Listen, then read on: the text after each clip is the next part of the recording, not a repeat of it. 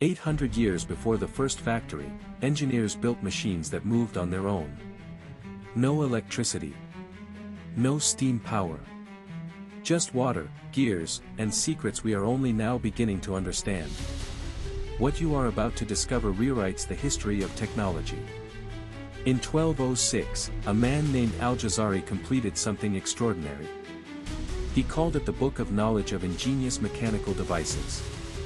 Inside were detailed blueprints for 50 machines that defied everything we thought medieval people could build.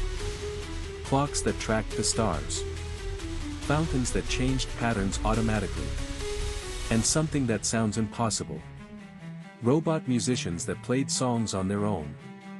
For 700 years, historians assumed these were fantasies. Exaggerations from a culture prone to storytelling. Then modern engineers tried to build them. And here is where the mystery deepens. They worked. Every single one. Not just as curiosities but as precision instruments that rivaled early industrial machines. So the question becomes haunting. How did 13th century craftsmen achieve what 19th century inventors struggled to replicate? Let me take you back to the world Al-Jazari inhabited. The Artukid Palace in what is now Turkey. While Europe struggled through the Dark Ages, Islamic civilization was experiencing its golden age. Mathematics, astronomy, medicine, all flourishing. But engineering held a special place. Rulers did not just want functional machines. They wanted wonders. Spectacles that would awe visiting dignitaries and demonstrate power. So imagine you are an ambassador arriving at court. You enter a grand hall and see an elephant. 3 meters tall. Made of bronze and wood. Without warning, it comes alive. A bird on top whistles. A dragon releases a ball. The elephant driver strikes a drum. And somehow, impossibly, this happens exactly every half hour. If you think this sounds incredible, drop a like because we are just getting started. What you have witnessed is the most complex timekeeping device built before the Renaissance. But here is where it gets strange. The elephant clock was not powered by electricity or batteries. It ran entirely on water. Inside the elephant was a hidden tank. Water slowly drained through a precise hole at the bottom. As the tank emptied, a float inside descended. This float was connected by strings to every automated figure. When it reached a certain level, it triggered a seesaw mechanism. The seesaw released a ball that fell through the dragon's mouth. This ball landed in a cup that pulled the mahout's arm downward. Which struck the drum. Which rotated the mechanism. Which reset the entire system. 12 separate mechanisms working in perfect harmony. And here is what baffles modern engineers. The water flow had to be calculated with extreme precision. Too fast and the clock ran ahead.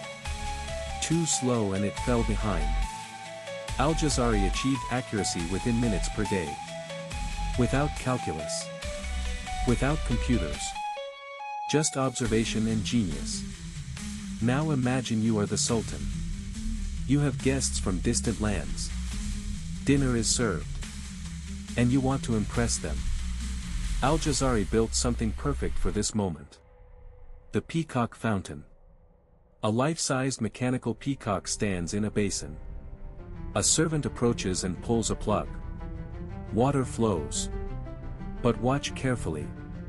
A mechanical servant figure rises from inside the basin. It holds a towel in one hand. Soap in the other. The water continues flowing until the guest finishes washing. Then the servant retracts. The peacock's tail fans open. And from hidden spouts, perfumed water mists into the air. All automatic. All perfectly timed. This was not just engineering. This was theater. But the technical achievement underneath the spectacle is what matters. Al-Jazari had invented feedback control. The weight of the water determined how long each phase lasted. When water drained, the next phase triggered. When it refilled, the system reset. This concept would not appear in European engineering for another 600 years. But that is not even the most impressive part. What I am about to show you changes everything. Al-Jazari built programmable robots. And I need you to understand what that means.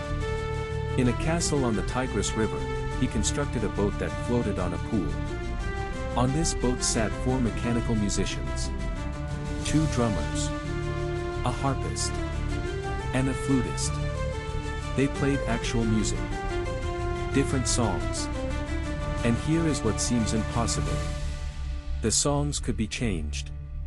Al-Jazari had created interchangeable programming. Rotating cylinders with pegs determined which notes played and when. Move the pegs and you change the song. This is the exact same principle Charles Babbage would use 600 years later to build the first mechanical computer.